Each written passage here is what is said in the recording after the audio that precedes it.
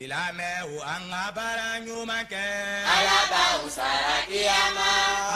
ala kera de ko anga nyuma ke ko alaba usara kiyama ilame anga baranyuma ke alaba usara kiyama ala kera de ko anga nyuma ke. أعوذ بالله من الشيطان الرجيم. بسم الله الرحمن الرحيم. رب اشرح لي صدري ويسر لي أمري واحلل عقدة من لساني يفقه قولي.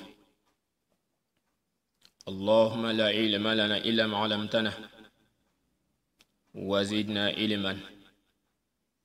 اللهم يا معلم إبراهيم علمنا ويا مفهم سليمان فهمنا إنك أنت عليم الحكيم.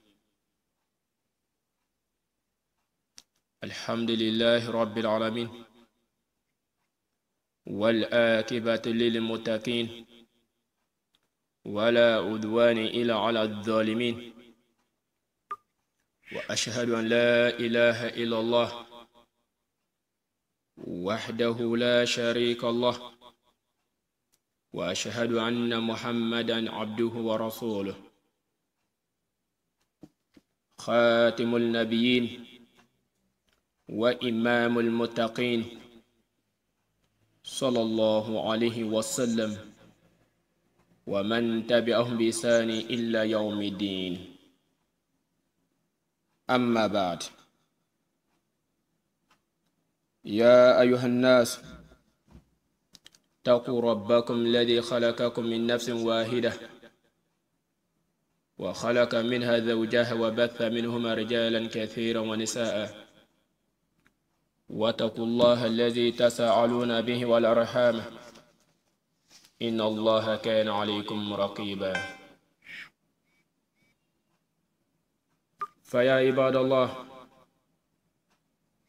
اعلموا إن الله سبحانه وتعالى أرسل رسوله محمد صلى الله عليه وسلم بالهدى ودين الحق رحمة للعالمين وقدوة للعالمين وهجة على العباد أجمعين، بين به وبما أنزل عليه من الكتاب والحكمة كل ما فيه صلاح لعباد واستقامة أحوالهم في دينهم ودنياهم من العقائد الصحيحة والأعمال القويمة والأخلاق الفاضلة والآداب العالية. فترك صلى الله عليه وسلم أمته على مهجة البيضاء ليلها كنهارها لا يذيغ عنها إلا هالك. فسار على ذلك أمته الذين يستجابوا الله ورسوله وهم خير خلق من الصحابة والتابعين والذين اتبعهم بإحسان فقاموا بشرعته وتمسكوا بسنته وعضوا عليها بنواجز عقيدة وعبادة وخلقا وعدبا، فصاروا هم طائفة الذين لا يزالون على الحق ظاهرين لا يدرهم من قذالهم لا يضرهم من قذلهم أو خالفهم حتى يأتي أمر الله تعالى وهم على ذلك. فيا عباد الله، اعلموا هو محمد بن عبد الله صلى الله عليه وسلم الذي أرسله إلى الناس كافة شاهدا علينا، فمن أطاعه دخل الجنة ومن أصاءه دخل النار. فالسلام عليكم ورحمة الله وبركاته من هذه المنبر المبارك، من أول شخص في هذا المنبر المبارك إلى الآخر شخص، والمستمعين الكرام في كل مكان والمحبين في الله wassalamu alaikum wa rahmatullahi wa barakatuhu. An bɛ Allah subhanahu wa ta'ala fo ka tando ka barikada. Masa min ye tandoli masa ye. Masa min ni tandoli ka kan. Masa min ye dɛmɛ ɲini masa ye. Masa min a ye danni kɛ ka na dugukolo kan fɛnw na. Cidenw na sɔn hɛrɛma la. Ciden min nana ka na kanda sira yira anw na. A ye diinɛ nin to anw ye. Ni kɔnɔrɔnjɛya ye. Ni nɛɛma dafali ye. Ni mɔgɔ mɔgɔ tun na cidenba ni kumakan nɔfɛ. K'i k'a dɔn ko nin yɔrɔ bi o de arijinɛ ye. I n'a fɔ a ka sahabaw a n'a ka taabinaw a ka sahabaw la sɔn hɛrɛmaw. إلى أبو بكر الصديق رضي الله عنه وعمر بن الخطاب وعثمان بن عفان وعلي بن أبي طالب وما أصبح ذلك وتابعين لهم بإحسان إلى يوم الدين. أني صحابته أني فهمت ميوتونا نوفه فكاتا سيبرو فيلما بل ما سلموا منكو كان بيبولو كتشرين كما كان صلى الله عليه وسلم إكادوكو أو إبارك cidenba ni mina se anw ma ka sabu fana kɛ sahaba nu fana ye jogo min laden kiraba ni jogo la sallallahu alaihi wasallam ka fara ka nabiyuma tɔw kan wala ka fara ka sahaba tɔw kan wala ka fara ka taabina tɔw kan ko fɔ ka taa se buru fiyɛli ma. Ala ka diinɛ faamuyabagaw olu ko ko bɛ baara kɛ na ni o ye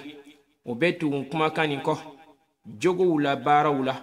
fɔ ka taa se buru fiyɛli ma n balima silamɛw. O ye ciden kumakanw mina ni o ɲi saarolo ɲi ye n'o o da saarolo ɲi ye juru min bɛ yen n'a tɛ tigɛ fiyewu. Ala yɛrɛ ko tɛ kuranna kɔnɔ ko ni mɔgɔ min y'i bolo kɛ ale ka kurannaban na ni mɔgɔ min y'i bolo kɛ cidenba ni kumakan na n balima silamɛw ko la infisama laha ko i y'i bolo kɛ juru la juru min bɛ yen n'a tɛ tigɛ fiyewu. I b'a dɔn n'i tuguna kiraba ni kumakan kɔ i tuguna ci Ala subhanahu wa ta'ala ka yamaruya kɔ ko ji bolo kɛ juru la juru min tɛ tigɛ o juru n'o do juru ma tigɛ e min na o juru bɛna e sama k'e lase arijinɛ kɔnɔna na n balima silamɛw. Ala k'an kɛ ciden kanubaga ye k'an kɛ a ka taabolo la batobagaw ya rabbi alibila Ala k'o nɔgɔya an bɛɛ lajɛlen. Foli kɛrɛnkɛrɛnnen kɔni sɛmɛlen don mɔgɔ bɛɛ lajɛlen yɔrɔ la ma mɔgɔ bɔ mɔgɔ la n'o de assalamu alaikum wa rahmatullahi wa barakatuhu. N balima silamɛw ayiwa ani aw ka kalanden don alhamdulillahi rabbil alamin. An bɛ masaba fo k'a tando k'a barikada halisa masa min ye cidenba nin ci ka na anw ma cidenba min ko ni mɔgɔ min to n'a kumakan nɔfɛ e sara ye fɛn min o de arijinɛ ye ya rabbi alibele Ala ka kisi ani nɛɛma caman jiri cidenba nin kan ka na da kurunya adamaden anw ma bi i n'a fɔ Ala yɛrɛ ko tɛ kuranna kɔnɔ cogo min na ko ala bi zikrillahi tatma'innul qulub ke esege Ala ko fɔ o tɛ mumini dusukun sabati wa esege Ala ko fɔ wajibuliw zikiruw kawandiliw esege o tɛ mumini hakili jigin kiyama ko nin na wa. An balima silamɛw wale place le do ka na dɔɔni fɔ an ka bi generation nin taabolow la. Ayiwa n b'a jigiya an b'a ɲini Ala subhanahu wa ta'ala fɛ dɔnniya tɛ an na fitini min bɛ yen n'a bɛna b'an da kɔnɔ an b'a ɲini Ala subhanahu wa ta'ala fɛ ya rabbi alibele Ala ka ni sahaba bɛn fɔtaw ni kɛtaw bɛɛ lajɛlen na ne balima silamɛw. O dɔ la sisan laɲini ye fɛn min ye laɲini ye fɛn min ye bi kuma ni a bɛ kuma anw ka bi generation nin jogo kan bi silamɛw bɛ lahalaya min na an balima silamɛw a bɛ fɛn dama dama yira anw na fɛn dama dama jumɛnw don a baabu bɛ fɛn dɔ yira a b'a fɔ anw ye anw ka bi silamɛw ka taabolow la an b'a fɔ ko kalilikanw alhalfu bi gayri la mɔgɔ min b'i kali fɛnkɛrɛla min tɛ Ala subhanahu wa ta'ala ye wala ko karisa lɔhɔrɔma kama wala ni Ala ni a kira sɔnna nin ye kumaba ye kuma min ɲɔɲalen ne don an ka bi silamɛw yɔrɔ la su ani tele. N balima silamɛw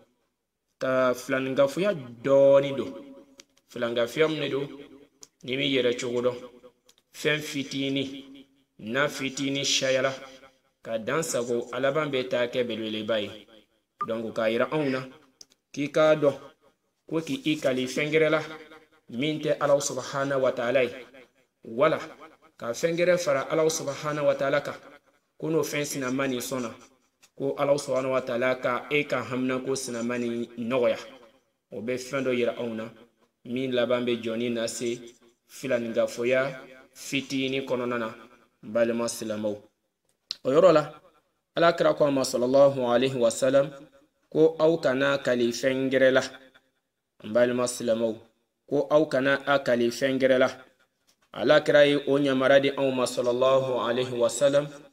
ani ibn umar radiyallahu anhuma anna rasulullah sallallahu alaihi wasallam qala la tahlifu bi abaikum من حلف بالله فليصدق ومن حلف الله بالله فليرضى ومن لم يرضى فليس من الله رواه ابن ماجه أنبال ما سلموا على كراكو صلى الله عليه وسلم عمر ديمينا كالي حديثنا كالي على ما جنا أن عمر بيلا جنما على كراكو صلى الله عليه وسلم أو كنا كالي أمان صولة أو كنا كالي أما سولا كأو كالي الله سبحانه وتعالى كلم بلا نيدو بي كالي الله سبحانه وتعالى لا كي كاتشينيفو نيمو من دوي كالي الله لا غالونكا ولا إي كالي الله لا تشينيلا كي كادوكو الله سبحانه وتعالى بيجين وتيلا مغوما نيمو من دو بي ني الله ما جيما إي كادوكو جين يورو غرفنا بي أمبالما سلامو kaira auna minya an silamau dalakan yebi shu ani tele a benin bace do ba foira benin face a benin che kaburuche silamadeun 80% surtout africain kunda silamadeun 80% surtout ambalima silamau africain kunda surtout mandingo kawula an ka bi communauté nina an ka bi continent wula 80% wala 90% nayan kali alalabli ante da ola fanka fo a benin bace wala benin face a benin che kabruche a benin minijiche a benin che suche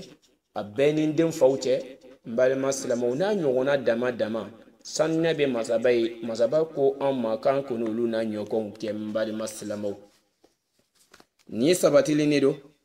majah ka hadisa kono bi sanadi hasan akhrajahu ibn majah الراكم 2101 hadisani numero de boye amba di ima min fana bato karamogo mbe ni do bina lame ka fo ki bina ta fenfo ka fo ko mimbe ka fo ni ko cheni ni di onedo wala ko wahabiado anko autant on toro donc amba di ima ka fo wama ila rasul ila al balagul mubin fo ite chide uma fo kase ka chidimba ka nyamaria wulase ko foi ma ke chidimuma fo ka Allah subhanahu wa ta'ala ka nyamaria kan wunase foi do fana te kalande uma wala foi fana te karamogo uma chide nyamaria fana do ma fo fana ka o kuma kan kele nun nase mbali maslamo wala placer do onke hakili to anyela bislamo be la halyamna ni fendo e fem nyonya lendo posebe anka bi communauté nina ala kira sallallahu alaihi wasallam ayan gen ka bo oma ambo di ima o ta kele o kelen pete ala kira sallallahu alaihi wasallam aka sahabaw yi kali anyene aka sahabaw dwe umar bin khattab an abdullah ibn umar radiyallahu anhu annahu adraka umar bin al-khattab fi rukbah wa umar yahlifu bi abihi فناداهم رسول الله صلى الله عليه وسلم ألا إن الله عز وجل ينهاكم أن تحلفوا بآبائكم فمن كان حالفا فليحلف بالله أو ليصمت رواه مسلم بل مسلمو عمر الدين كلين فناي حديثا من كلي على ما جنا أو بلا جنما كو على كراي عمر بن الخطاب رضي الله عنه abeka ikali afala mbal maslama umar wele kana umar bla ajenula umar kinyon krisi k'a fɔ de ko Umar bin Khattab ko aw ma dɔn wa k'a fɔ ko Ala subhanahu wa ta'ala ye aw bali Ala subhanahu wa ta'ala ye aw gɛn k'a bɔ kalili ma fɛn na fɛn minnu de aw mansaw ye ko n'aw b'a akali balima silamɛw k'a fɔ ko ni Ala subhanahu wa ta'ala jati ka kama wala billahi ni silamɛw ko wallahi billahi tallahi o bɛ wasakɛ wala wallahi o bɛ wasakɛ an balima silamɛw ko ni mɔgɔ min tɛ se k'i kali Ala subhanahu wa ta'ala la k'i da makun i kana i kali galon kan wala a bɛɛ ni ba cɛ ko a fɔla anw ye i k'i kali mansaw la an y'o de kuma fɔ an ye sisan wala ko aw kana kali aw ka jow la a nana o wulan kalan ye hadisa gɛrɛ la an Abdurrahman bin Samrat radiyallahu anhu qala rasulullah sallallahu alaihi wasallam la tahlifu bitawaghi wala abaikum arawahu Muslim balima silamɛw Muslim fana ka hadisa fana kɔnɔ Abdurrahman bin Samrat Abdurrahman min ye Samrata den ale fana nana kala an ye k'a fɔ alakira sallallahu alaihi wasallam a ye a ka manton gɛn k'a bɔ ko kini kali o kini i siɲɛ jow la wala o masaw la an bɛ lahala jumɛn na bi anw dala ma dala ji k'anw bɛna taa don arjanatu firdausu kɔnɔ Ala ka dɔgɔn anw ka bi siɲɛw na fɔ anw ka tilen k'a fɔ de ko ni Ala n'a kira sɔnna wala a bɛɛ ni Ala n'a kira cɛ wala a bɛɛ ni fasu cɛ wala a bɛɛ ni nin fɛn sinama nin cɛ a bɛɛ ni dayɔrɔ cɛ a bɛɛ ni nin fɛn sinama nin cɛ balima silamɛw wala a bɛɛ n'an ka dugu dajinɛ cɛ nin bɛɛ lajɛlen ɲalen de don silamɛw kunda bi an balima silamɛw alakira kima sallallahu alaihi wasallam kafiru tun kɛla n'olu bi kali diɲɛ fɛn fɛn na k'o to ka kafiriya kɔnɔna o sɔrɔ Ala ko ti hali n'a sɔrɔ ko b'a dɔn ko Ala bɛ yen olu ye fɛn gɛrɛ bila o ni Ala subhanahu wa ta'ala cɛ o de kama o tun b'a fɔ ko an b'an kali an ka jow la o tun b'i kali u ka jow la n'o y'u kali u ka jow la o b'a yira de k'a fɔ ko nin kuma nin k'o ye tiɲɛ yɛrɛ de donc silamɛw bilama anw bɛ lahalaya min na bi an ko an ye silamɛw ye mais kafiriw ka taabolo o ma anw ma ɲinɛ kɔ an b'o bɛɛ lajɛlen ta k'o bilisa an b'o bɛɛ lajɛlen ta k'o basa anw ka diinɛ nin na ko nin bɛɛ lajɛlen fana ye a dɔ ye k'o ta a tiɲɛ nin bi silamɛw jogo fana ye balima silamɛw i k'i hakili to yɛrɛ la nin ye sabatilen de don Muslim kɔnɔ mun ye daliya yira anw na k'a fɔ ko i kana to k'i kali fɛn gɛrɛ la min tɛ Ala subhanahu wa ta'ala ye silamaden joli ka kalikan bɛ ni Ala t'olu bɔ bilen silamɛw hali n'a ko ko a bɛɛ ni Ala cɛ mɔgɔ yɛrɛ tɛ dala kumakan na o bɛ mun ka yira mun na o bɛ ka da mun kan sabula jogo mun ma dafa ni silama ɲɛnɛma karisa dɔnnen don ni jogo ɲumanya ye ni alimami nani kali ko a bɛɛ ni Ala cɛ n balima silamɛw hali n'a ma Ala ko kuma yɛrɛ fɔ o la bilen an b'a diya k'a fɔ ale yɛrɛ ka jogo ɲumanya min b'a la mɔgɔw b'a dɔn ni jogo ɲumanya min ye mɔgɔw b'a a kumakan dɔn mɔgɔw bɛ da a kumakan nin na u b'a fɔ ko i ma ye alimami yɛrɛ kali ko a bɛɛ ni Ala cɛ k'i b'a sɔrɔ ko kɔni kuma nin ko a tɛ tɛmɛ o kan an balima silamɛw mais anw ka bi silamɛw 80% 85% a bɛɛ ni Ala de cɛ anw dalen t'a la bilen Ala ma anw bɔ bilen fo i ka fɛn gɛrɛ fara kan wala fo nin fɛn sinama nin ka ne faga sisan ni fagaliko kuma ma fɔ min na wala n t'a ka tiɲɛ sisan n'o n'a ɲɔgɔnna min ma fɔ silamɛw tɛ da e kuma kan na bilen n balima silamɛw nin ye fɛn dɔ ye fɛn min kuma ka ca kosɛbɛ bi silamɛw yɔrɔ la anw kilan kelen bɛɛ lajɛlen jogo de don anw kilan kelen bɛɛ lajɛlen kumakan de don anw kɛ hakili to an yɛrɛ la o do tɛmɛnen kɔfɛ fɛn gɛrɛ natɔlen don min fana ɲɔɲalen don anw yɔrɔ la ni Ala ani a kira sɔnna nin ye fɛn min kuma ka ca bi Muhamadu ka manton yɔrɔ la sallallahu alaihi wasallam nin ye fɛn min kuma ka ca Ala kira yɔrɔ la sallallahu alaihi wasallam a ye a ka sahabaw fana gɛn ka bɔ fɛn min ma kosɛbɛ n balima silamɛw o yɔrɔ nin na an bɛna aya dɔ di ma kuranna kɔnɔ Ala subhanahu wa ta'ala b'a f'i ye yɔrɔ min na masaba ko an ma fi suratul Baqara a ko an ma fala taj'alu lillahi andadan wa antum ta'lamun suratul Baqara aya 20 ani aya 2 ko aw kana ala sina ala kana kafu ɲɔgɔn fara ala subhanahu wa ta'ala kan aw kelen kɔfɛ k'a dɔn aw kelen kɔfɛ k'a dɔn k'a fɔ ko ala subhanahu wa ta'ala Allahu ahadun masaba ni ye kelen ye lam yalid wa lam yulad balima silamɛw a ma fɛn wolo fɛn ma wolo a ka sanu k'a bɔ o ma wa lam yakun lahu kufuwan ahadun masaba ni ko kafoɲɔgɔn si ma sɔrɔ a la a ka baara kɛtaw la n balima silamɛw dɛmɛbaa ma sɔrɔ masaba nin na a ka sankolon dali la dɛmɛbaa ma sɔrɔ masaba nin na a ka dugumakolo dani la dɛmɛbaa ma sɔrɔ masaba nin na a ka kelenya la dɛmɛbaa ma sɔrɔ masaba nin na a ka kabako fɛnw dani la dɛmɛbaa ma sɔrɔ masaba nin na a ka latigɛw bɛɛ lajɛlen na masaba nin na ko min bɛ kɛ n balima silamɛ ko de bɛ kɛ ala k'i ma kuranna kɔnɔ fala taj'alu lillahi andadan wa antum ta'lamun a do dalen kɔfɛ ala la aw lɛminalen kɔfɛ ala ma k'a dɔn ko ala nin ye kelen ye filanan t'a la fiyewu aw k'a yɛrɛ cogo dɔn filanan kana fara ala kan bilen aw kana kafoɲɔgɔn foyi fara ala kan bilen a ka baaraw la aw ka kaliliw la aw ka bato kɛcogow la aw ka dɛmɛ ɲiniw na an b'a fɔ su ani tile seli kɔnɔna na ko ihdina siratal mustaqim ya ne tigɛ ala i y'an tigɛ ala i ka anw kanda k'an bila sira kelen de kan o balima silamɛw kumaba de koyi an b'a fɔ cogo di fana ko iyyaka na'budu wa iyyaka nasta'in y'an tigɛ ala e de bato ɲini ma e de bato masa ye e de ni bato de ka kan wa iyyaka nasta'in e de dɛmɛ ɲini fana masa ye o fɛn ye fɛn min kumakan ka bon kosɛbɛ ne balima silamɛw ne ma da mani do dalen b'o la i dalen do ala k'a dɔn k'a fɔ ko ja ala subhanahu wa ta'ala de bato masa ye masaba ni dɛmɛ ɲini masa do i kɛlen kɔfɛ k'o dɔn e man ka fila k'a fɔ ala subhanahu wa ta'ala ma bilen a ka bato kɛcogow la wala a ka duwawu ɲini cogow la wala a ka laɲiniw cogow la k'a dɔn k'a fɔ ko ala subhanahu wa ta'ala de kelen ye fɛn nin bɛɛ lajɛlen bɛ latigɛ ni masaba nin ka yamaruya ye a ko k'ale ye kelen ye filanan tɛ a la e ye dalen don a la ko dɛmɛbaa ma sɔrɔ la a ka bato kɛcogo la dɛmɛbaa ma sɔrɔ la a ka danni kɛcogo la dɛmɛbaa tɛ a la a ka aridinɛ dancogo la dɛmɛbaa tɛ a la a ka jangata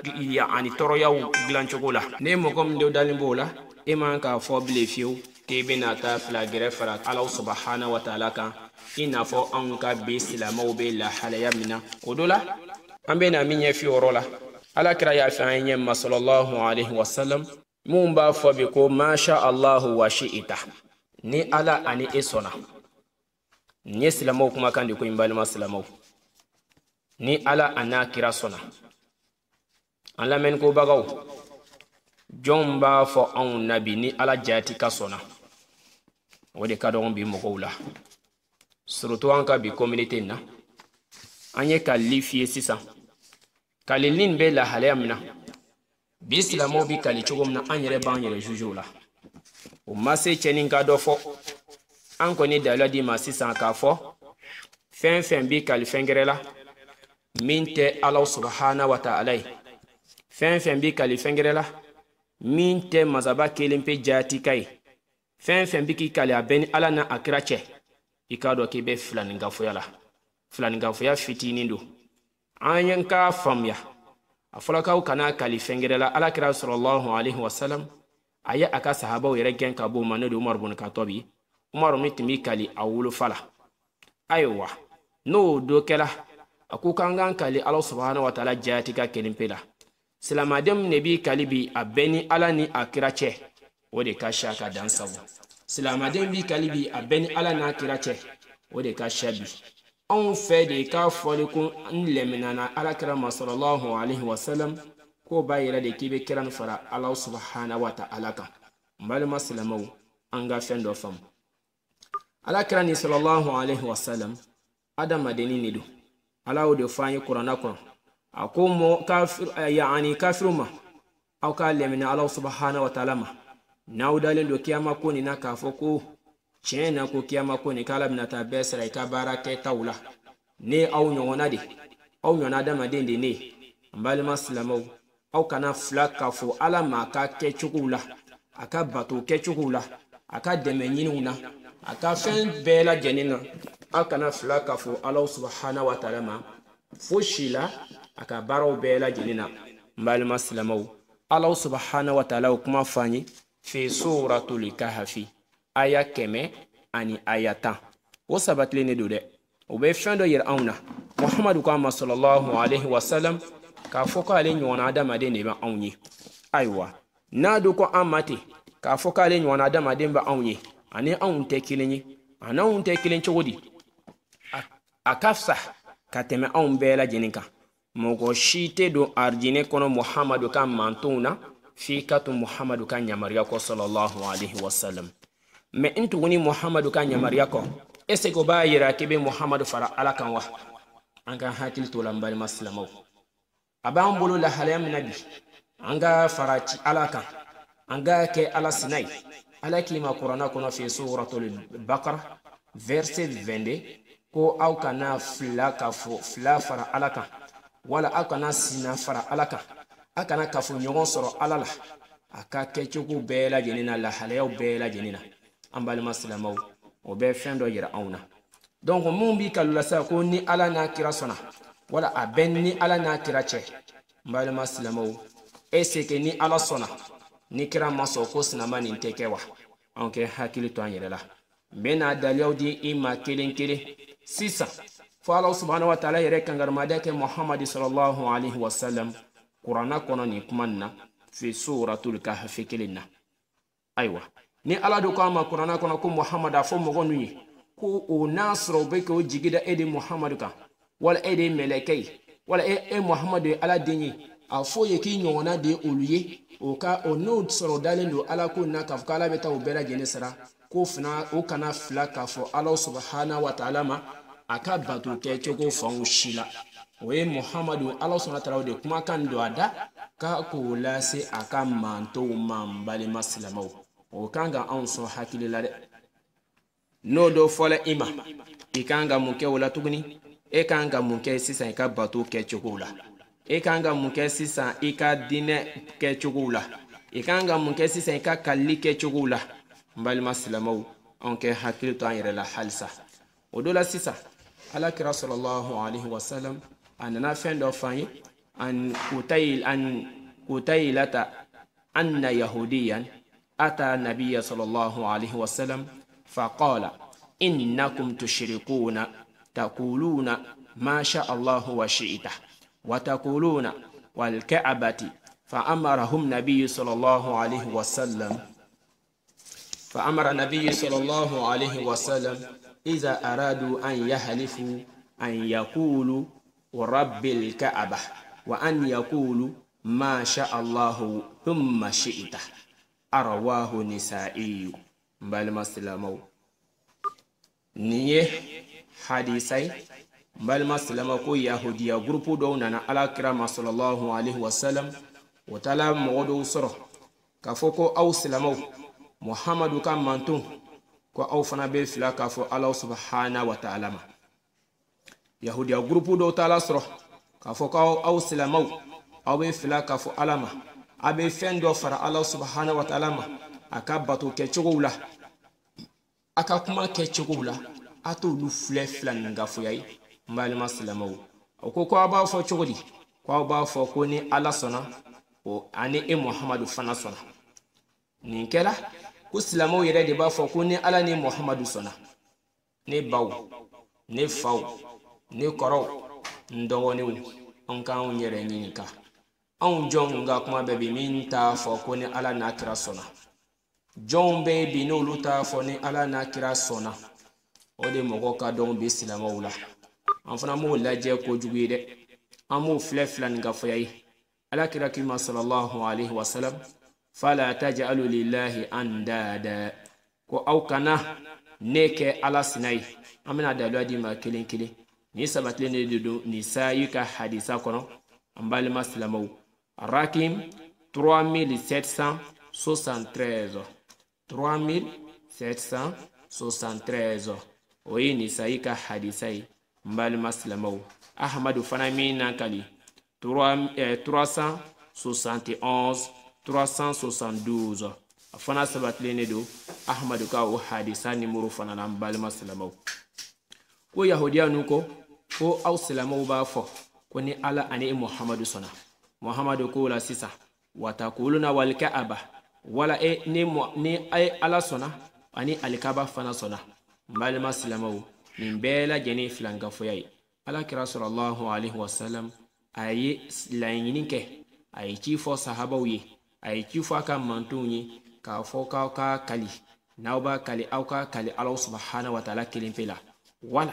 namanya alikaba farali ko aka fo rabbil kaaba alkaba tigi ni alkaba tigi sona bal maslama ko be daga awala au ka fo ni ala sona o kofe karsa isna masona ni ala sona o kofe karsa isona ni ala sona wala o kofe ala kira esona ni ala sona o kofe kira sona ni ala sona o kofe karsa sinama isona onke hakili to ayirla me ni koko ni ala ni akira sona ala ani akira kira kela place jumena sisa ya fara ala kan wala ima fara ala kan mbale maslamaw onke hakili to ayirla silamaw mani file ko juye bi koyi silamaw mani file flan ga foya ibi silamaw mani file bi ka foko drumi be ala mbale maslamaw ala kira ki sallallahu alaihi wasallam ashirikal asghara ki ka do ko flan ga foya fetini do ni flan ga foya ni na fetini do shayla alla bambe tayere sro babu bakono adoko ama ko flan ga fu olu be dumi jahannama kono boto lu yefiu ike hakili to yere lola sisa mbali maslamaw odola sisa nana fanyi hadisa gre kono tuguni anya yiri la sisa ka fo mun koko ne ala anakira sona o kuma fara sisa nde o hadisa kelendili ima dogere nana fanyi tuguni an ibn abbas radiyallahu anhu anna rajulan qala li nabi sallallahu alayhi wa sallam ma sha Allah wa shi'ta qala aja'alitani lillahi niddan bal ma sha Allah wahdahu Allahu akbar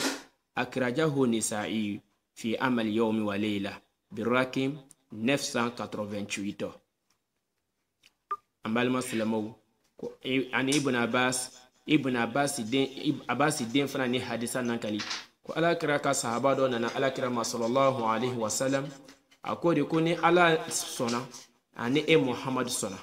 muhammadu jole asigilen tola fuka nyewule akoko ki yene ke ala sinai yene fara alaka yene ke alaka fo nyogoy ki kana fote de ki ka fo ko bal ya ako ika fo ni Allah subhanahu wa ta'ala kelen pesona kuma da ma kelen ko fe kado ko ala de keleye ka fo nyogonte ala la jenyonte ala la au kana ne fara alaka akana neke ala sinai kira pa nyewule nani kuma kani koso mbale maslamaw ukanga fendo yire la sisande mogo min dala jigi ni ala anakira sona ni ala lohroma sona ala nakira sona ni ala kira kelata onke hakili to yerade filan nga fuya fitindo ni mi yere chogodo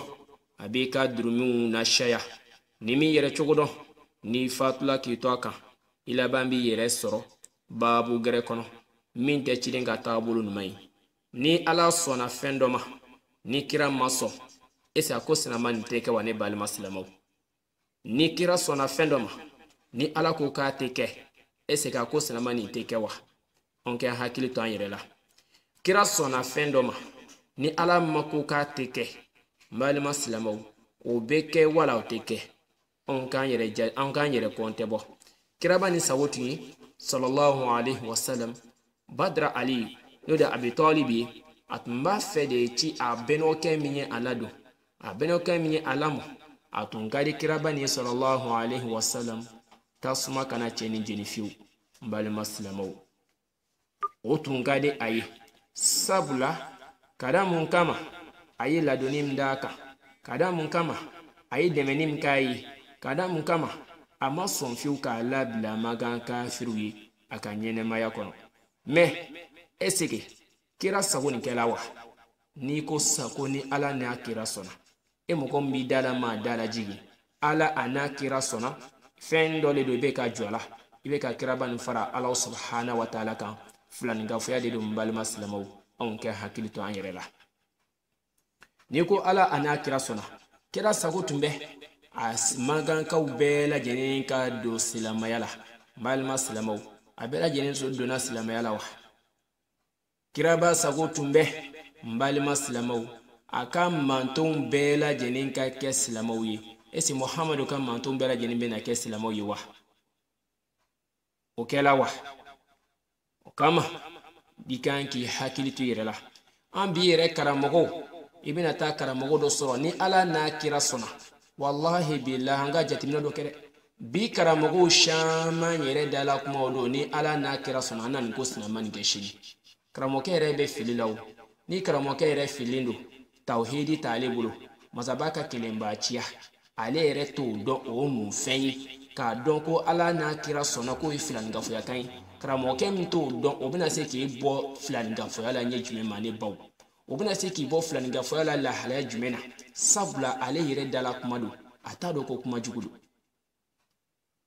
ala kira ya ka sahabaw gɛn ka bɔ a ma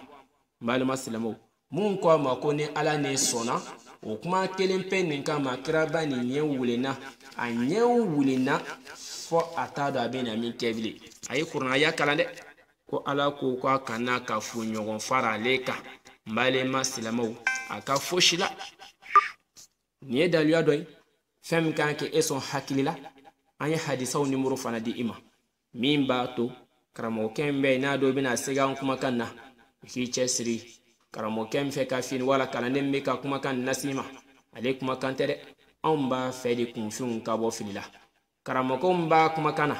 karamɔgɔ min dala kumaw don ne ba min b'a nɔfɛ i k'i hakili to i yɛrɛ la wa i la karamɔgɔkɛ min bɛ n'a don fililen don ni fana tuguni ko a ka filiw kan k'o de ka di ye k'o de bɛ min f'i ye k'o de ka di ye n'a taara yɔrɔ min na i laban bɛ sɔn ka to a nɔfɛ dɛ ala k'an kisi ka bɔ o ma ali tawhidi ma nɔgɔn masaba kelenbaciya an ka baaraw la bi kɛcogow la fani don cogow la baara kɛcogow la kalli kɛcogow la bato kɛcogow la dɛmɛ ɲini cogow la nin ma nɔgɔn bi muhamadu ka mantow ma an b'a bɛɛ lajɛlen don ɲɔgɔn na hatta an ka bi silamɛw la dɔw bi kali ala la o tɛ wasa kɛ dɛ f'an ka kali an ka karamɔgɔw la a bɛɛ ni ka karamɔgɔ sinama cɛ a bɛɛ ni anw ka waliju sinama ni cɛ dɔw bɛ bi n'olu sen n'a taruna kabakurunin na san'a k'a fɔ ko ala a tɛ kali a tɛ kaba ala la dɛ a bɛ kaba jɔn na de karamɔgɔ sinama dɔ tɔgɔ bɛna wele n balima silamɛw ale jigi dalen don karamɔgɔkɛ nin kan k'o bɛna taa ale kuma bɔ alikiyamadu na n balima silamɛw i kana ɲinɛ ko kullukum ra'in wa kullukum mas'ulun an ra'iyatihi ko bɛɛ lajɛlen ye bagangɛnna ye bɛɛ lajɛlen bɛna taa ɲininka ka bagangɛn cogo la karamɔgɔkɛ min bɛ garanti ta i ye k'a fɔ k'ale bɛna taa lɔ i kungo kɔrɔ kiyamadenw n balima silamɛw karamɔgɔkɛ nin bɛ k'i nɛgɛ koyi wallahi alakira sallallahu alaihi wasallam a ko ale bɛna taa kɛ jɔnw ka adamadenw bɛɛ lajɛlen na ɲɛmɔgɔba ye kiyamadenw na en condition min b'a la k'ale bɛna taa sugunandoli de kɛ jɔnw ye a bɛna taa sugunandoli kɛ silamɛw ye a bɛna taa sugunandoli kɛ diɲɛ mɔgɔw bɛɛ lajɛlen ala subhanahu wa ta'ala ka da don jɔnw ka kiti la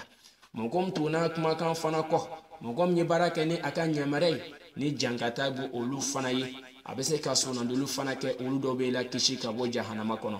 mais silamɛw fana bɛ yen silamɛw bɛna taa sugunandoli kɛ jɔnni t'o dɔn anw na n baw jɔnni t'o dɔn anw na n balima silamɛw mun bɛ ka suwansi anw bolo ten k'a fɔ ko ninnu ye sugunandoli kɛbagaw ye o bɛ k'o yɛrɛ lafili ka tila k'i yɛrɛ lafili e lafili fana ka fara olu kan daluya foyi t'o bolo a la kuranna kɔnɔ ala ye jɔn ɲumanw fɔ mun bɛna taa sugunandoli kɛ kiyamadenw o jogo min fɔla ni e sege mɔgɔ ninnu sɔrɔlen bɔ olu kɔnɔna na wa ne t'a dɔn ne bɛ sɔrɔ a la e yɛrɛ fana t'a dɔn k'a fɔ k'e bɛna sɔrɔ a la e t'a dɔn k'i den bɛna sɔrɔ a la i bi k'i jigi da mun kan nin ko a bɛ n'olu cɛ ko le bɛna taa k'e kuma bɔ baga kiyamadenw na i k'i hakili to i yɛrɛ la dɛ n'i m'i cɛsiri ala ko ma bɛɛ k'i ka cɛsiri k'i ka baarako ɲɛɲini i k'i ka arijinɛso sanya karamɔgɔkɛ tɛna se ka taa i kuma bɔ kiyama na karamɔgɔkɛ nin bɛna taa fɔ kiyama na ko ne yɛrɛ kun a bɛna taa fɔ ko nafsi nafsi nafsi cɛ si tɛna se k'i jɔ cɛw ɲɛfɛ kiyama don cɛ si tɛna se ka taa i lɔjɔ a ka denbaya ɲɛfɛ kiyama don ko ne ka denbaya k'a ye na yan ne ye aw fa de ne de sotigi bi ne nin ka sotigiya n bɛ n ka sotigiya yira masaba nin ɲɛkɔrɔ wallahi yawma yafiru maru min abi wa akhi bɛɛ bɛ ka boli ɲɔgɔn ye faw bɛ ka boli ɲɔgɔn ye denw bɛ ka boli ɲɔgɔn ye faw ni mansaw bɛɛ lajɛlen bɛ ka boli ɲɔgɔn ye nin don na karamɔgɔkɛ yɛrɛ t'a fɛ a ɲɛ ka da i kan dɛ i k'i hakili to i yɛrɛ la n balima silamɛw an bɛ ale bɛ ala k'a diinɛ faamuya ko ɲuman di an bɛɛ lajɛlen ma o don la an y'a f'i ye k'a fɔ ko mun bɛ k'i kali k'a fɔ ko ala a n'a kira sɔnna k'a fɔ ko filanikafoya dɔ de don filakafoya min bɛ yen k'a fɔ ko filanikafoya fitinin sabula fɛn dɔ tun ka di alakira ye sallallahu alaihi wasallam o ma di ala ye hali alakira yɛrɛ la jarabila o n'a ɲɔgɔnw na o daliyaw de la an ma kuranna kɔnɔ n balima silamɛw an bɛn'o kisa surun dɔ fana f'i muluku suleymana masa suleymana waati dɔ la a tora a ka masaya la dɔw ka kuma na historien dɔw ka kuma na kisatigiw ka kuma na a tun ye muso min furu a bɛni ka taa muso 100 la wala fo n'a siyala ka tɛmɛ muso 100 kan muluku suleymana a ko di ko ale kɔni bi su kelen na masaba ye fanga min d'a ma k'a bɛ an bɛ hakɛto ɲini kɛ an balima silamɛw fɛ ko a bɛ yan ani furulabato bɛ tɛmɛ ani a ka muso ninnu bɛɛ lajɛlen cɛ nin su kelen na ko ni a ye nin denw caman sɔrɔ ko den ninnu bɛna taa kɛ masaba ka cɛdenw ye olu bɛna taa kɛ jahadi kɛbagaw ye olu bɛna taa ala ka diinɛ nin defan n balima silamɛw a ye nin kuma fɔ a ka mɔgɔ dɔ ko a ma k'a fɔ ko ni ala sɔnna a ma sɔn k'o fɔ dɛ a ma sɔn k'o fɔ tumana min na a ma sɔn ka nin kuma fɔ a y'a ka sufɛ baaraw kɛ baara nin bɛɛ lajɛlen kɛla gwansan ye masaba y'a garisɛgɛ den kelen na den kelen min fana sɔrɔla den nin kɛla namara ye sen tɛ den nin na den nin bolokutilen nana n balima silamɛw masaba ka da mun kama k'a ka jɔnniya yira a la k'a dɔn ko fɛn dɔ ka di adamaden ye fɛn dɔ ka di e nikun ye n balima silamɛw n'o ni ala ta ma bɛn o tɛ kɛ o bɛ fɛn dɔ yira anw na k'a fɔ ko jɔnni kɛ hakili to yɛrɛ la muluku suleymana a nana dɔn k'a fɔ ko ja ale ye hɛrɛli kɛ a tilala sisan ka ala subhanahu wa ta'ala deli fi suratul safi aya 30 ani aya 4 ka taa bila fo aya 30 ani aya 6 la fi suratul safi muluku suleymana a ye ala subhanahu wa ta'ala deli o la sisan ko ala ne de filila mɛ ne b'a ɲini fɛ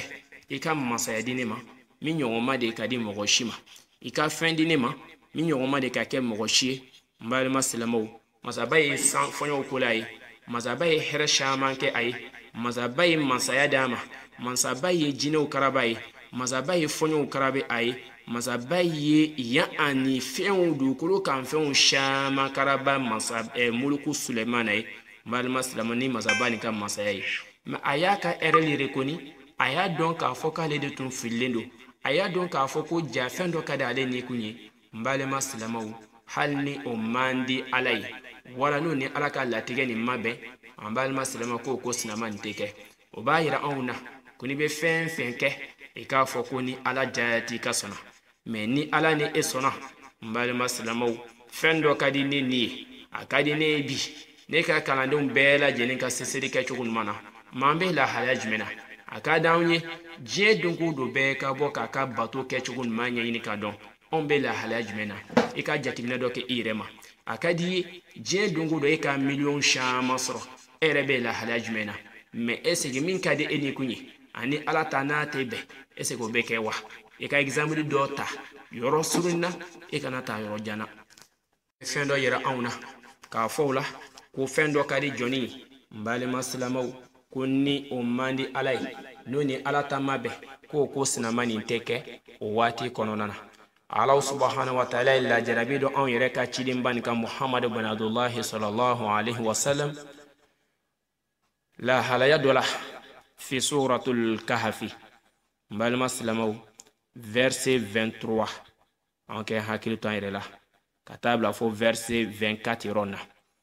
ayiwa a ye fɛn jumɛn fɔ alakira sallallahu alaihi wasallam waati min na kira ya jiginna kan o y'a kɔrɔbɔ lahalayaw bɛɛ lajɛlen na o y'a kɔrɔbɔ o kama u bɛ na fɛnw mankutun tun bɛ yahudiyaw ka kitabuw kɔnɔ u b'a ɲini sanga ni waati bɛɛ lajɛlen ka taa kiraba ni ɲininka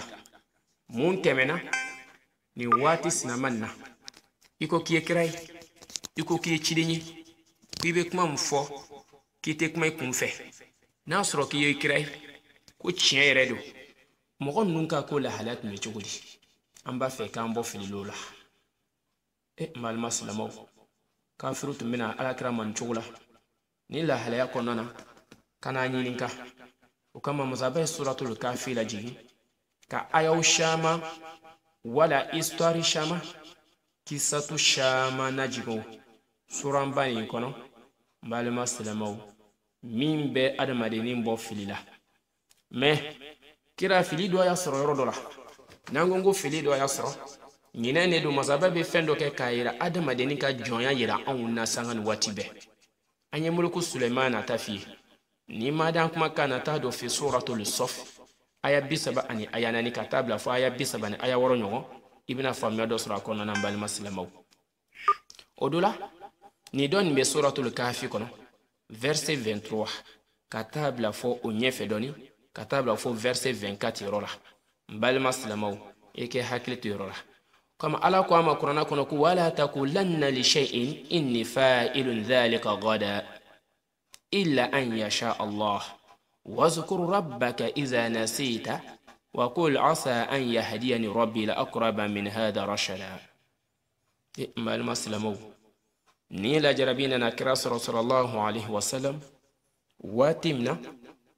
ni ona na nyininga ka foi ko kiye kirai ni ka kiraya tiɲɛ don an b'a fɛ i ka an bɔ fili la n balima silamɛw n'o de asahabu kafi mɔgɔw ka ko ye allahu akibar o fɔla yɔrɔ min na ko asahabu kafi mɔgɔw ka ko o yɔrɔ na asahabu kafi mɔgɔw ka kuma o bɛ nin sura nin kɔnɔ o bɛ nin sura kelen nin kɔnɔ mɔgɔ 7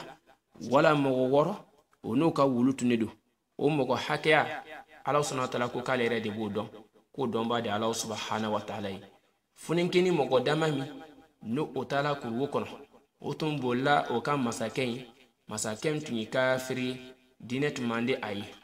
funenkeni mɔgɔ dama nin o taala kuruwo kɔnɔ o tora sunɔgɔ la fo masaba ye o ni labɔ ka se san 100 yirikaw ma dɔw ka kuma na a b'a fɔ k'a bɛ taa san 300 ala yɛrɛ de b'a waati hakika dɔn mais nun ka histoire a tun bɛ tawurata kɔnɔ a tun bɛ injilu kɔnɔ n balima silamɛw yahudaw nana ka na alakira ɲininka ni kuma na sallallahu alaihi wasallam wala o ye kafiru magan kafiru ci ka taa alakira ma sallallahu alaihi wasallam k'a fɔ ko ni a y'a sɔrɔ ko kira don k'a ka nun ka kuma ɲɛfɔ lahalaya nun tun bɛ cogo di o ka ko kɛra cogo di kuruwo kɔnɔ mɔgɔ nun tola kuruwo nin kɔnɔ k'o dalen tola fɔ ka taa se waati jama olu nana b'o yɛrɛ kalama waati min na o tun bɛ sunɔgɔ la o sunɔgɔma nin kɛra komi mɔgɔ min sala o tora o cogo la fo ka taa se san 100 yirikaw ma o wulilen kɔfɛ n balima silamɛw o y'o ka wari ta k'o bɛ taa don dugu kɔnɔ ka taa o ka wari ta o y'a sɔrɔ mɔgɔw tun ɲinɛna olu kɔ o kibaruya tun tununa mɔgɔw la mais mɔgɔw nana sɛbɛn ka bila funenkeni sinama ni ɲɔgɔn o tununa ni lahalaya kɔnɔna na o y'a sɔrɔ o y'o ɲini ka sɛgɛ o kibaruya tunnen don mais comme o tun tununa mɔgɔw la mais o ka histoire kɔni bɛ yen o kibaruya bɛ mɔgɔw yɔrɔ la a sɛbɛnlen don ka bila n balima silamɛw olu taara nan'o ka wari ye wari tun b'o ka waati la o y'a sɔrɔ san 100 yirikaw tɛmɛna san 100 wala san 200 wala ka taa se san 300 ma o n'a ɲɔgɔnna tɛmɛna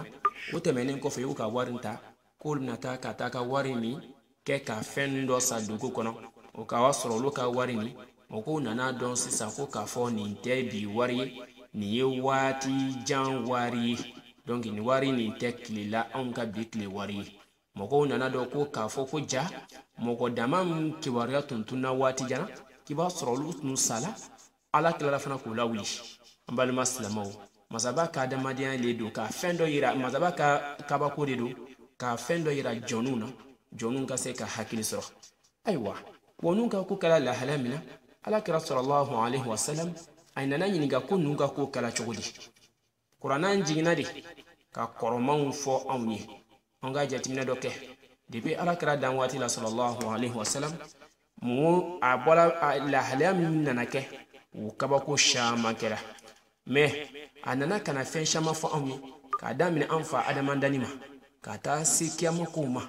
mun tɛmɛna depuis an fa adamandani na mun tɛmɛna nabila nuhu ka waati la mun tɛmɛna idris ka waati la ka taa se ibrahima ma ka taa se lutu ma ka taa se sɔlihu ma ka taa se shuaibu ma ka taa se idris ma ka taa se ibrahim ma yaqub yusuf musa isa ciden fɛn fɛn tɛmɛna n balima silamɛw nabiyu fɛn fɛn tɛmɛna a caman bɛ yen olu ka mankutu bɛ kiraba nin ka kuranaba nin kɔnɔ n balima silamɛw mais ala fana ko a ma ko an ma bɛɛ f'i ye dɛ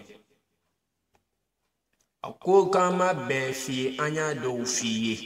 dɔw ciden dɔw kibaruya dila kiraba nin ma a bɛɛ kibaruya ma d'a ma bon n'u nana ka kisati ɲininkali nana kɛ kiraban na kuranna nana de ka kɔrɔman yira anw na an ka hakili sɔrɔ ayiwa difo min ye kira sɔrɔ sallallahu alaihi wasallam a ko wala ala ko a ma ko i kana fɔ ko n bɛna ko sinama nin kɛ sini n'i ma fɔ ko ni ala jaya t'i ka sɔnna an y'a f'i ye ko ni fɛn dɔ ka di e ye n'a man di ala ye a tɛ kɛ dɛ wala fɛn dɔ bɛ yen o man di ye o de masaba ka ko ye o fana bɛ kɛ dɛ kama ala b'a fɔ an ye kuranna kɔnɔ fɛ suratul bakara ko fɛn dɔ bɛ yen o ka di e ni kun ye k'a sɔrɔ e ka hɛrɛ t'o la ko fɛn dɔ bɛ yen e b'o kɔn k'a sɔrɔ e de ye ka hɛrɛ ko ye jɔnni b'a kun fɛ n balima silamɛw nin ye lɛmɛniya ye tawhidi ka baara don o bɛ sabati baara paratiki la ani dusukun fana la fɛn fila nin bɛ baara kɛ ɲɔgɔn fɛ o la sisan ala ko i ma ko n'i bɛ fɛn fɛn kɛ n b'a fɛ ka voyager n b'a fɛ ka taa nin yɔrɔ sinama na ni ala sɔnna n b'a fɛ ka kɛ tan ni masaba man ka jɔnya yira n na insha allah ni ala sɔnna n b'a fɛ ka taa yɔrɔ sinama na ni ala sɔnna karisa kan ka nin kɛ tan ni ala sɔnna n b'a fɛ ka nin ko sinama nin kɛ ni ala sɔnna ko nin ko waati sinama nin bɛ na kɛ tan ko silama b'a ka ko bɛɛ lajɛlen kalifa ala subhanahu wa ta'ala ma n balima silamɛw anw kɛ hakili to an yɛrɛ la ala k'o la k'i kana fɔ k'i bɛna foyi kɛ sini n'i do ɲinɛna i k'a fɔ ko n'i bɛna fɛn fɛn kɛ k'a fɔ ko ni ala de sɔnna ni ala sɔnna ne bɛna nin ko sinama nin kɛ mais ni fili dɔ y'i sɔrɔ k'i k'a fɔ ko ala yafa ne ma i ka ne lakanda i ka se ka ne ni sahaba bɛn n ka fɔta ni n ka kɛtaw la wala ni fili min ne sɔrɔ i kana ne minɛ o fili n'a ɲɔgɔn ma n balima silamɛw silama ɲɛnamaw bɛ baara kɛ na ni nin ye tawhidi yɛrɛ bɛ minnu bolo ka baara kɛtaw la u ka bato kɛ cogo la mais ni karamɔgɔkɛ yɛrɛ dala maa dalaji ni ala n'a kɛra sɔnna ye karamɔgɔkɛ yɛrɛ dala maa dalaji ni ala n'a kɛra sɔnna an ka jateminɛw k'an yɛrɛ ka bi taabolo la bi karamɔgɔw bɛ lahalaya min na i k'i hakili jagabɔ bani ne min bɛ k'a f'i ne ko tɛ dɛ n'a fili ye ne sɔrɔ n ka kuma kɔnɔ i ka dɔn ko fili don mais ni fili tɛ n t'a dabɔ a kama k'o n'a ɲɔgɔn kɛ mais anw ka bi karamɔgɔw kelen kelen caman bɛ yen u ka faamuya ma se nin ma k'a dɔn ko ja filanikafoya don karamɔgɔ bɛ baara kɛ ni tawhidi ye o n'u b'a dɔn k'a fɔ ko filanikafoya kan don ko fili kuma de don alakira sallallahu alaihi wasallam mɔgɔ nana ɲininka n'u ka kuma la a ko n'aw nana k'aw bɛna sini ko n bɛna kibaruya di aw ma asahabul kafi n'u ka ko kala cogo di asahabul kafi mɔgɔ ninnu mɔgɔ min kuluwo tigila mɔgɔ ninnu olu ka ko kala lahalaya min na ko n bɛna olu ka kuma ɲɛfɔ aw ye a ye nin layiru ta mɔgɔw ye kafiriw ye ko a ye na sini kira nin m'a fɔ ko ni ala sɔnna n balima silamɛw ni lajarabi dara kiraba nin kan mɔgɔ min bɛ ala ko a ma ko ɲafali durumu bɛɛ lajɛlen ma i ye min kɛ i ma min kɛ a fitinin fara belebeleba kan i ye min dabɔ a kama i ma min dabɔ a kama kira min yɛrɛ ma duruna ko kɛ n balima silamɛw dugukolo ka fɛnw na sɔn hɛrɛma masaba nin diɲɛ mɔgɔba cɛ ɲɔgɔn ma dan a ɲɔgɔn tɛ na dan a ɲɔgɔn man da ka kɔn a ɲɛ o de muhamadu bin abdullahi sallallahu alaihi wasallam n balima silamɛw a ko dɔrɔn a ye na sini ka sɔrɔ a m'a fɔ min kɛ ko ni ala sɔnna masaba dimina kɔrɔ n'an ko a dimina kɔrɔ a ye lajarabi dɔ de kɛ k'a yira a la wala k'a yira a ka mantonw na k'o kɛ leçon ye a ka mantonw ye a ka mantonw kan k'o yɛrɛ cogo dɔn o la sisan karamɔgɔ min t'i da se n'a ɲɔgɔn ma ne kɔni filɛ k'a dɔn ye fɛn ye sisan dɛ a b'anw mun ka doniw na a b'anw mun ka taabolow la a b'anw mun ka kumacogow la an k'a ɲini an k'an yɛrɛ rectifier an k'a ɲini ka kuma ninnu corriger filanigafoyakanw don min bɛ mɔgɔninfin don filanigafɔya fitinin kɔnɔ shirikul asgar a b'i don filanigafɔya fitinin kɔnɔ i k'i hakili t'o la lajarabi ni kira sɔrɔ dɛ sallallahu alaihi wasallam ni ala ni a kira sɔnna wala ni ala sɔnna ko filanigafɔya don mais ala kɛli kira kɛli k'a fɔ dɔrɔn a ye na sini a m'a fɔ dɔrɔn ko ni ala jayati ka sɔnna a m'a fɔ ko ni ala sɔnna a m'a foyi fara ala kan dɛ a ko a ye na sini mais a m'a fɔ ko ni ala sɔnna ni kuma nin kama dugu bɛɛ la ala kira sallallahu alaihi wasallam a jigi tun ye mun ye a tun hakili la k'a fɔ de ko jani su ko la ko jibirila tun kan kana ale fɛ kana wahayi di ale ma kana nun ka kuma ɲɛfɔ a ye an balima silamɛw ala kira jigi dun ye tun b'o ye mais o tun ka d'a ne ye sabula jibirila de yelen b'o la ni kafuru y'a ɲininka fɛn fɛn na jibirila bɛ o ko ɲɛfɔ a ye an balima silamɛw o do la ala kira tolen tɛ a ma foyi ye dugu bɛɛ la jibirila mana sani mɔgɔ nun kɛna jibirila mana kafiru nana k'u bɛna ɲininkali kɛ o ɲininkaliw kɛ kira bɛ mun dɔn a y'olu fɔ sabula o tun y'a ɲininkali dama dama la mais asahabi kafiru ta o jaabi ma se k'a sɔrɔ a bolo suru place la an balima silamɛw o do la sisan ale yɛrɛ jɔrɔ la a hakilila ko ala y'ale la a y'a dɔn k'a fɔ k'a ye ko dɔ kɔni kɛ wala ala bɔla ale jigiya kɔrɔ k'ale lamaloya juguw ɲɛnɛ o do la sisan a mɛnna dɔw b'a fɔ an ye ko ala kira sallallahu alaihi wasallam k'a tola ten ko fo k'a taa se kunɲɔgɔn fila ɲɔgɔn ma ni aya ninnu tafsir kɔnɔna na ko fo ka taa se près de kunɲɔgɔn fila kunɲɔgɔn semaine fila ɲɔgɔn ma ala kira sallallahu alaihi wasallam wahayi tɛ ka jigin a kan ka na ni kuma nin ɲɛfɔ a ye jibirila tɛ jiginna a ma ka na kuma nin ɲɛfɔ a ye ala kira dɔ tun kɛla di wama yantiqu anil hawa in huwa ila wahayin yuha n balima silamɛw k'a dɔ tun tɛ kumana kun fɛ koyi diinɛ kuma fɛn fɛn bɛ yen n'a ɲininkali tun kɛla la k'a tun tɛ kuma kun fɛ dɛ fo wahayi de tun ka jigin a kan fo ci de tun bɛ bɔ masaba yɔrɔ la k'a di jibirila ma ka na di kiraba nin ma sallallahu alaihi wasallam donc n'o tun kɛla waati tun bɛ sɔrɔ ka kunnafoni di adamadenw ma nin yɔrɔ na kira maloyala a maloyala cogo di kafiruw hakili la k'aw tun b'a fɛ k'a fɔ k'o bɛ siga ka kiraya la ko sabula a ma se k'a fɔ asahabul kafi ninnu ka ko kɛra cogo min na a ma se k'a fɔ olu ye a wagati la ayiwa o de la sisan ala subhanahu wa ta'ala diɲɛ waati sela ala kira sallallahu alaihi wasallam a ye jibirila natɔ ye a sawala kosɛbɛ a sawala sawa min fanga ka bon jibirila nana fa ye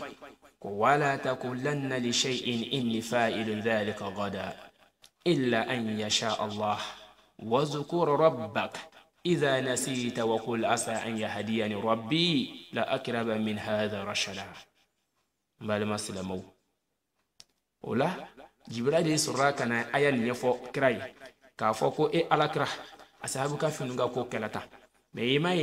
مسابا إتي ديميني كرو نتا جيني يرا جين كو يدي نتا جيني يرا كان يامرا دي فو على ندبي يامرا دي أما ندما ci an bɛɛ lajɛlen tigi ala ale de bɛ ɲamara di ne ma ko ne kana kunnafoni di i ma mais a ko kun kana na foyi di ma k'a dimini don i kɔrɔ ka da mun kama i y'a fɔ ko mɔgɔ nin kɛ na sini k'a sɔrɔ i m'a fɔ ko ni ale ala sɔnna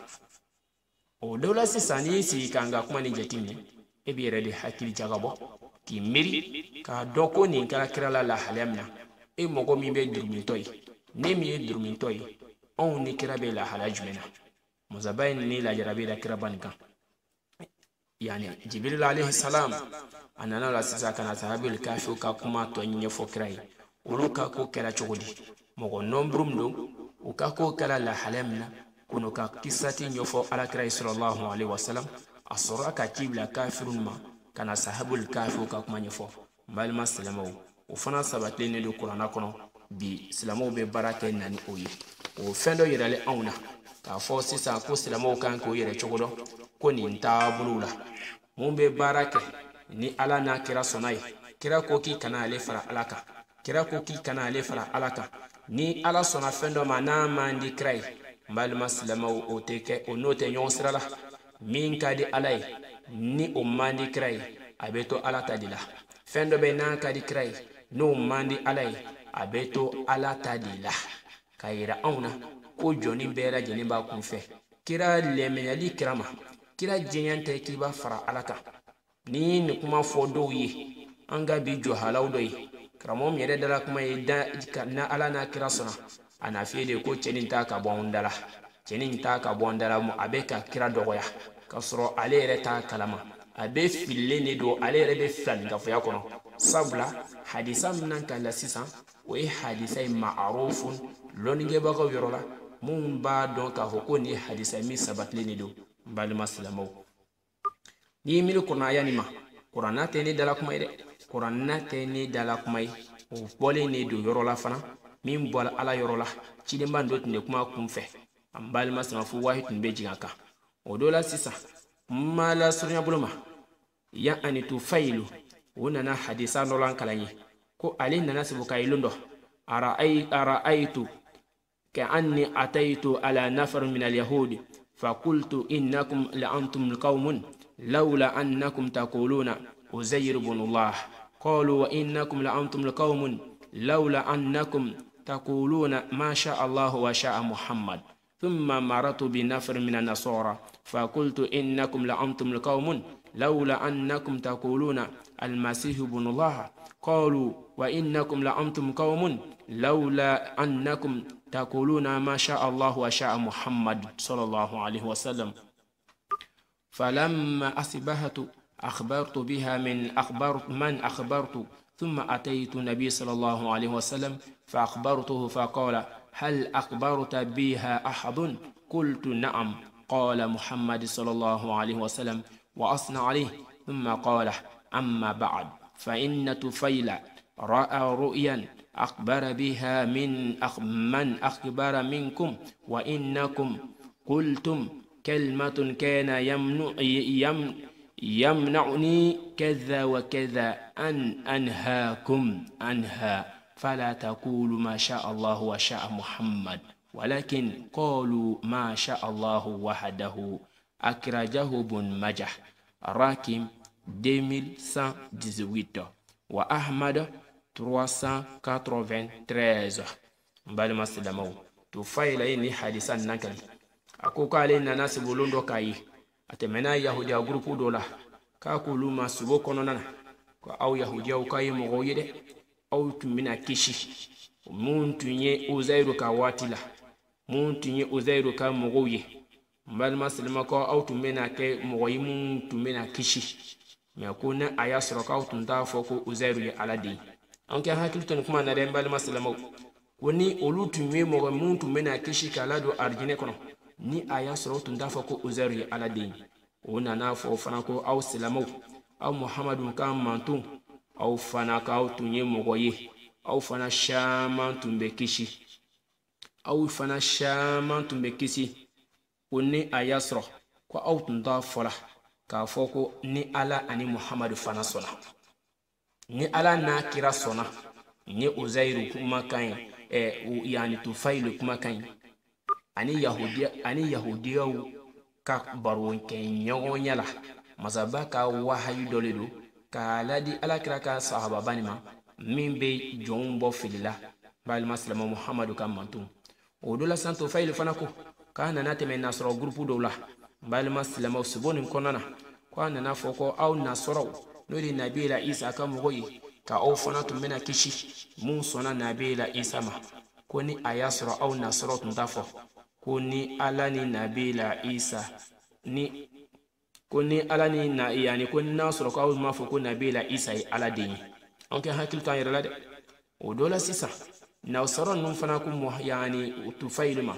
qul law annakum taquluna ma sha Allah wa sha Muhammad ko aw Muhammad kan mantum ko aw fana tum mina ke mo kishira koy aw fana tum mina ke mo aw tum mina yorma janka bo franga fera koy aw fana kala mo tum mina do arjine kono koy ko foni aya sura aw fana tum tafra ma sha Allah wa sha Muhammad mbali maslamaw ko ne aya sura aw salamaw tum mina ke mo dafali mo jogo numantiye ko ni aya sura aw tum de afala ko ni ala ani Muhammad sona odola sisa tufail wati mina ashila asura saka ni kibaru ala sai mogodo wima ayin kibaru ala sai mogodo ma asura kata gere ala kira la sallallahu alaihi wasallam ka kuma nyefo ala kira sura saka jamawuli ka fo ko aula au jamaw au yayi ko tufail kibaru ala fendola aya nyefo mogoye aula au reba kalama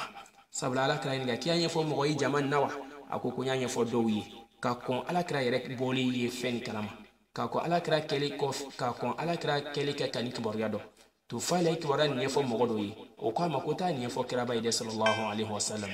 ala kira ko la sisa akelen ka mogo faranyonga ako to failu kibara la femna aya ni fo awdo yi awla kako ne kelen ko fe ka ne kelen ko ka don donc atun maluya benela atun joro benela ka fo ko ne ba fo ko aw ka gen ka bo fendoma aba fo ko ni ala ni Muhammad sona ko ni ala ni Muhammad sona ko ni joro tumbe ne la ne taro ne bina gencho gomna me mazabai wa hayula jigi sibodo le dalen fle ala ka sahaba dola aka sahaba no mamba dola nunye mogo jogun mantiguyi ata kono mazabaka chidin kan dole do kana la sekira banima kiraba fle kana adama dun gen ka bo ama ku alatum ajorot men la ne bina gencho gomna ka bo ama abele ka fo ko ni ala ni Muhammad sona ala kira ko la sallallahu alaihi wasallam kuna be na nyokon fo ka fo ko ni Allah subhanahu wa ta'ala kelen pe sona sabula ni ala sona mima mbal maslamaw kira ka bantola ni ala sona mima mo shika bantola ni ala sona mima mo shiti se ko bali ni mogo banamima kira o ni ala ta de bebe ni amogo banamima no de kadi ala mbal maslamaw o de fana be ke kayira ona ko joni mbela jini ba kunfe mo shika setigia manga kafu Allah subhanahu wa ta'ala ka setigia la kuma ni koro de boyi ala kira ko sallallahu alaihi wasallam ko na ba fo ko ni ala sona ka fo ko ni ala kelin pesona me bi temenen ko fe au kana ne fara alaka kun joro tumbe nela ni kumai min sabatle ne do ahmaduka yani hadisa kono ani ibn majah o fana de ne hadisan nan kali ni animuru fana dima ali bil arakani sahaba be balma salamaw on kan yere jatime on be la halam nabi salamaw la ni ala na kira sona ni karsa sona ani kalilul na nyogona jogom ne do jogo jugu de do abila do fendo kono mi franka fya fitini on ga nyini ka fen nyini ka don ni dine fam bi roma janka bon bela jinima abi doni shaya abi doni gidiya kemaduna ala kan kishi ka bo fulani ka fa fiti anabile le ba bela jinima bi iznillah donc ambe yanka be kuma joya ni mini sahaba sorola konona oye Allah subhanahu wa ta'ala kale ni wa anjentai filimi sorola kono ta soro oye iblis aka waswasi andukuna wala kalande ya hakili amba ina ala fa ala kana minuma ala kan sahaba be fota ni keta bela jinina subhana rabbika rabbil izzati masifun was salatu